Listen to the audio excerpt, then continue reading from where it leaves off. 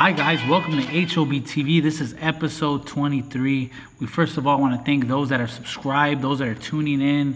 Thank you guys very much. If you guys haven't watched our recent video, we have an interview with Antonio Orozco, who is fighting this Saturday on DAZN against Virgil Ortiz. Make sure you guys go check that out.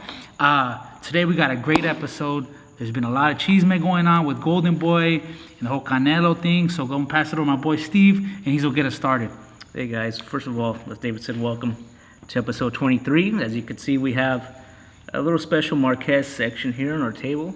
Dinamita is celebrating something special this weekend that we're gonna touch on at the end of the show. David's first things first, Canelo, a lot of drama going on. One word, it's complicated. You know, it's complicated to describe the situation. But guys, in William Shakespeare's classic historical play, Richard III, the opening line reads, "Now is the winter of our discontent." And this modern day boxing drama 2019 will be known as Canelo's Summer of Discontent. To quote another famous writer, Canelo Alvarez is living proof that more money leads to more problems. David, to say that Canelo Alvarez is furious at his promoter, Oscar de la Hoya, would be an understatement. You know, he's mad that de la Hoya first told DAZN that he'd be fighting Triple G in September without him knowing. He's mad also at the fact that Golden Boy is making an extra $90 to $100 million to promote their other fighters on the Golden Boy roster without Canelo knowing again. A reporter had to let him know that. Something he should be knowing already, right? Yeah. And lastly, he's upset over the way the Sergey Derevyanchenko negotiations fell by the wayside, which caused him to be stripped of his IBF title. Now, David, those three things are what's hindering Canelo right now, and it's causing a strain, big strain, with Canelo, De La Hoya, and DAZN. Yeah. Now, we know that DAZN, they have pretty much put out a memo saying that they want Canelo to fight Demetrius Andrade for the WBO middleweight title on Saturday, October 26th in Las Vegas. Why October 26th? Well, DAZN's having a big World Series baseball stuff on their network, on their app, and they want to coincide the two, you know, for ratings-wise. David, what do you think of all this drama surrounding Canelo, Oscar de la Hoya? What are your thoughts? Oh man, I don't know. There's a lot going through my head. I mean, it could be bad for Golden Boy, one, because that's Canelo is their cash cow, like you said right now.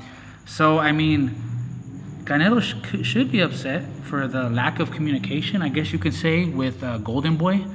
But you know, Golden Boy is going to stand by their guy. I mean, I think Oscar de la Hoya, and I think even Eric Gomez that stood behind Robert Diaz, and so as long as there's that communication, man, I mean, I don't know. We'll see how this all plays out as time goes on.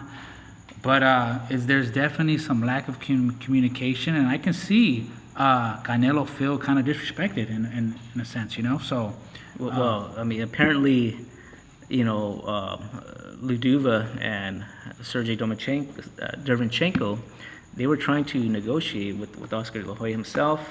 He wouldn't return their calls directly to them. He left the negotiations to Robert Diaz last minute. Yeah. They offered $5.5 million to Derevyanchenko. Between 5.5 and 7 million is the figure. Yeah. They declined because, as we were talking about before we started recording, everybody that Canelo fights now wants double digits. Yeah. They want that Daniel Jacob 12 million. They want 14 million. Yeah. They're not going to settle for anything less than 10 million. Now, Derevyanchenko, he was in a win-win situation because he knew that if negotiations didn't go right with Canelo, guess what? He was going to be mandated to fight Triple G for the title anyway, for the same amount of money, right? Yeah. So it's kind of like pick your poison. If you're Derevyanchenko, you want to fight Canelo or you want to fight Triple G? Which style plays more to Derevyanchenko? Yeah. Triple G, right? Yeah. So, I mean, he was in a win-win all along, and, you know, he was trying to get the most out of, you know, he could out of Canelo, and if he would offer him 10, 12 million, then the fight would have been signed. But it was no worries for him because he's still going to get his money and a title shot, man. He comes out on top. Yeah. Now, the funny thing, the ironic thing with Triple G fighting Derevyanchenko is it looks like it's going to be signed for October 5th, Madison Square Garden on DAZN. is that initially Triple G was stripped of his title for not fighting Derevyanchenko. Yeah. Right? Back in May of last year, when Canelo got suspended, Triple G was looking for an opponent. He submitted Jaime Munguia first. Right? Everybody was in an uproar. Oh, Jaime Munguia is too green. He's too young. And so Derevyanchenko stood up and said, hey, man, mandatory, I'll fight you. Triple G said, no, I'm going with Vanis Martirosyan, which caused him to be stripped. Yeah. Now it's gone full circle, and these two are fighting again. They're going to fight now for that title, man. So it's funny how boxing world, the circle of life boxing world, right? That's crazy. And Derevyanchenko probably making more money now, though. So like you said, it's a win for him. Win-win for Derevyanchenko. He's winning. Yeah. He's the winner in all this situation. Even though he might not win October 5th, but the styles they match together nicely. Derevyanchenko, Triple G, and I would favor Triple G. What about 65-45? What would you say? About 60-40? Yeah, I think. I mean, let's be honest here. Triple G's power is just, I think, would just be too much for him. Yeah. Yeah. So yeah, we got that matchup going on. But let's just say there's no guarantee that Canelo fights Demetrius Andrade October 26th. We're just telling you that that's the fight that the DAZN wants now. Okay. So let's just say Canelo beats Andrade. They fight. He beats him. Now he has the WBO title. So the only one missing IBF is the one that most likely Triple G will win. Right. So now it sets up a third fight for next May, right? Yeah. But if we go back to what we said earlier about Oscar De La Hoya negotiating Canelo's contract to begin with for the $300 million or whatever, he told the DAZN, yes, we'll fight Triple G in September without Canelo knowing. Now, Canelo had no intentions whatsoever to fight Triple G in 2019. In fact, he might not want to fight him at all. He's very upset with him. Doesn't want him to gain anything financially, Triple G. So, I mean, who knows if we're going to see that third fight, man? I mean, it's all dependent on Canelo and whatnot. But that's what's causing the rift with him and De La Hoya also. Wow, that's some good cheese man right there. That was a lot. I know, it's a lot to digest, guys. But trust me, man, this is like one of those logs that you find and you turn over and you don't know what you find, man. You unravel stuff, and stuff is coming out on the daily here. All this golden boy cheeseman, dirt, call it what you may. So it sounds very complicated, guys. It is. But just know that Triple G Derevyanchenko October 5th for the IBF title, and the DAZN wants Canelo and Demetrius Andrade October 26th. Yeah. Now, there's no guarantee, boxing insiders in the industry or whatever, they're not so sure that Canelo's going to fight Demetrius Andrade. Yeah. So, I mean, if he's supposed to fight on that date, who's he going to fight? That's a good question. I mean, there's Like still one guy in out mind. there. There's still Kovalev out there.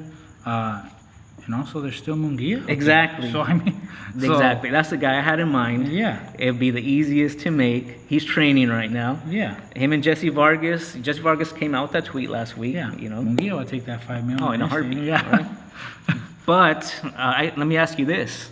If Canelo fights Munguia, do you think he would have to fight Triple G next May to save face for this whole debacle going on in October?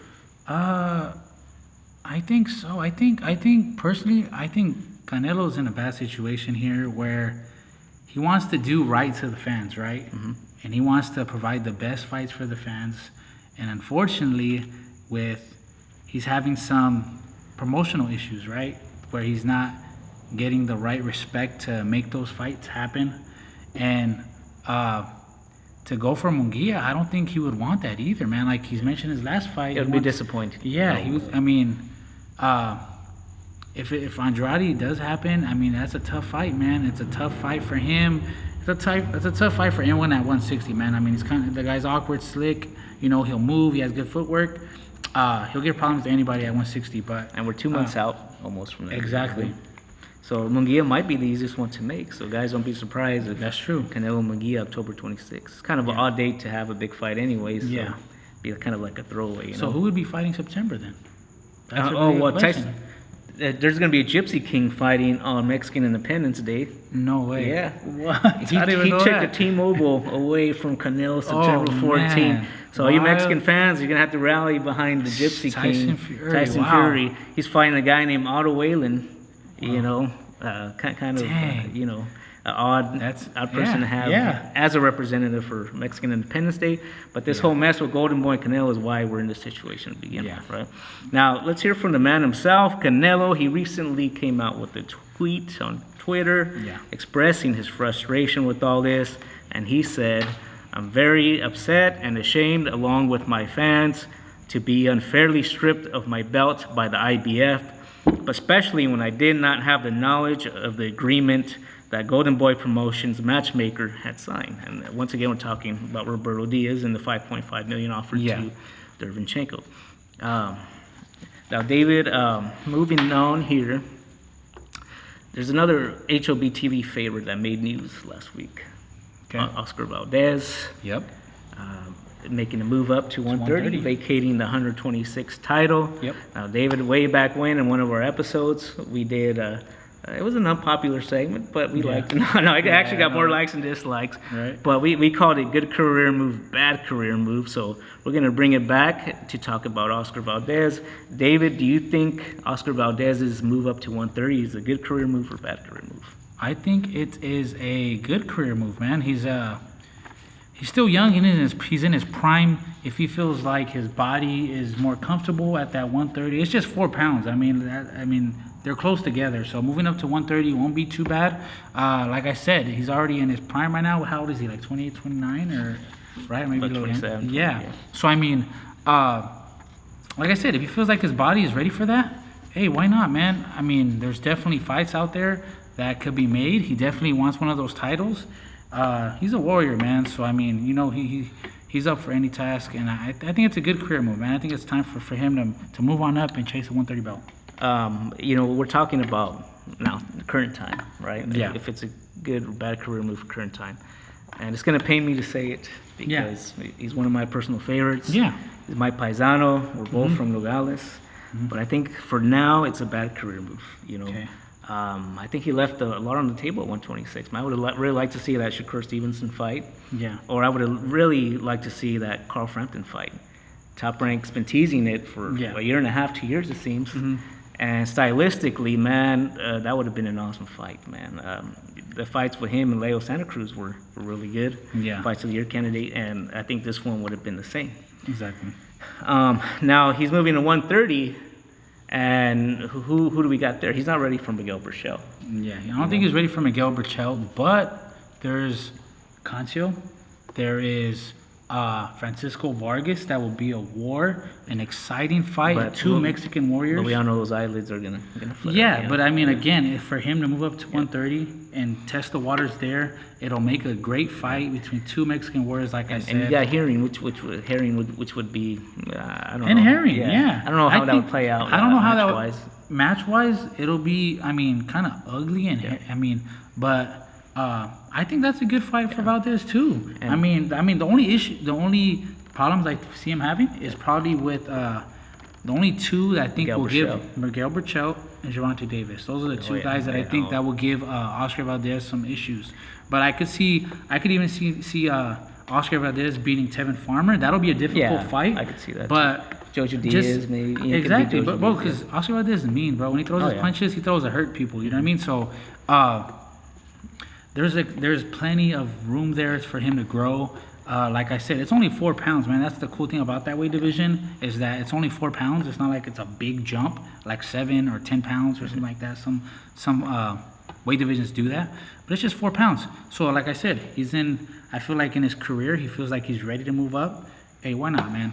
Now, he still might be able to fight Carl Frampton. Bob Aaron was talking about Frampton moving up to 130. But, you know, he's never fought at 130, and I like Valdez. And he suffered a broken hand today, Carl Frampton did. So he's off Saturday. He's off this Saturday's card. So we don't know what his status is going to be. But you hit it, you know, right on the nail, bro. Hammer on the nail there. I really would like to see Valdez fight Andrew Cancio for the 130 title. If he wants a title, fight That'll be another fan-friendly style, man. Another fan-friendly style, a fight that could be taken, at the Forum. Okay, how's this? Okay. I'll take note here, promoters. You already got a cross-promotion with Shakur Stevenson and Joey Gonzalez, right? How about you throw that fight and you throw Valdez Cancio as the main event, and have that as a double header at the Forum. Oh man, that'll sell big. Yeah. That'll sell big, So, yeah. and that'll be 2 fights where you know you're gonna get your money's worth. So I mean, Talk about the Stevenson and the Gonzalez fight. oh man, that's gonna be a good fight. It'll be a really good fight. Joette Stevenson. I know in Joette's last fight, he kind of called. He wants everybody, man. I like the kid, man. The guy is he's confident in his ability. He has a nice fan-friendly style. It's clean. His combinations, his work to the body, his work coming up the middle. Dude, I really like the dude, man. He has a nice, clean style. He wants everybody, you know. He's one of those guys that's just confident. He's not talking trash, but he's like, hey, I want them. They know who he is. He's boxed in national tournaments, and he wants the best. And one he wants is Shakur Stevenson. There's bad blood. There's a little low-key bad blood, okay?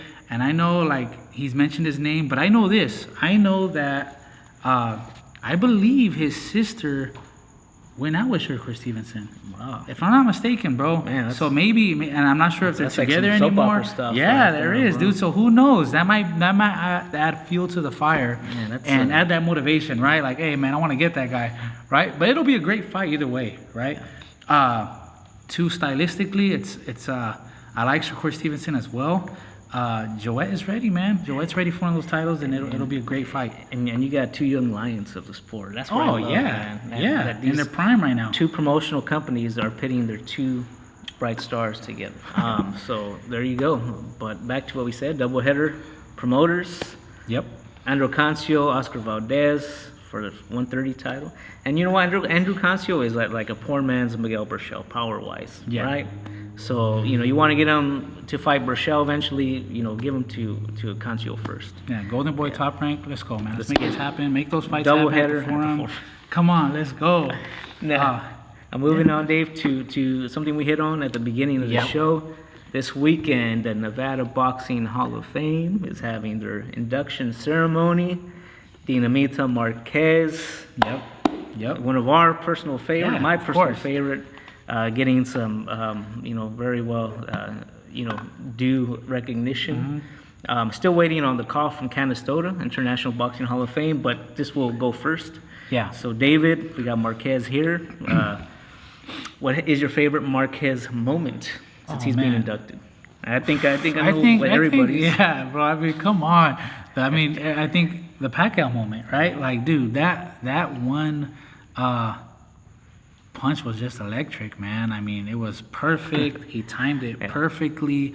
Pacquiao tends to jump in. He timed it, caught him clean, bro. Let him walk into it. I think that has to be my favorite moment.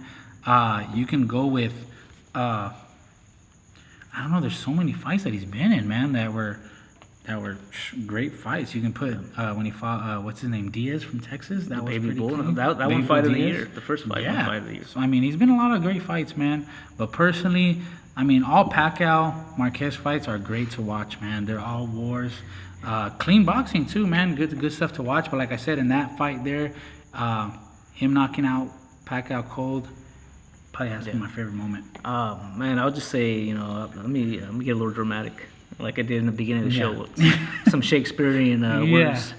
But Marquez, for me, growing up, his fights were like a metaphor for life, bro, because he would get knocked down, right? But he would get up, dust himself off, and finish the fight. As we do in life so much. Yeah. So I drew a very, very inspiration. I was very inspired by him growing up. We talk about the 4 Pacquiao fights, man. Let's talk about the first one, getting knocked down 3 times in that first round.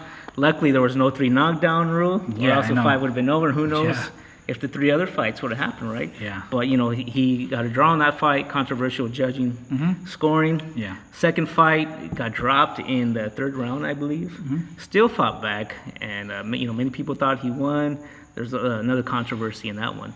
3rd fight, Marquez, a little older. Was at 144 catch weight. Yeah. He was a 10-1 underdog on the betting card. Yeah, I lost a lot of money in that fight. No. I felt he won that fight. A lot of people thought he won that fight, right? Yeah. Leads us to the 4th fight. You know, we know what happened. Yeah, You know, I that mean- the third round when he knocked down Pacquiao was just as shocking to me as the sixth round Yeah. knockout because we never seen Pacquiao get knocked down before, ever, true. man. Yeah. So, you know, he was giving him, you know, little feints to the body, gave him a feint, came up top, dropped him in that third round. Yeah. The rest is history. Yeah. Other fights that I love from Marquez, the Katsidis fight, you know, Oh, yeah. very underrated fight. He got dropped in that fight as well. It was a slugfest. Even the Casamayor fight was a little hidden gem. The Barrera fight, The Barrera. back and forth affair. You know, some people will say Barrera won. HBO crew had said Barrera won. And Yeah.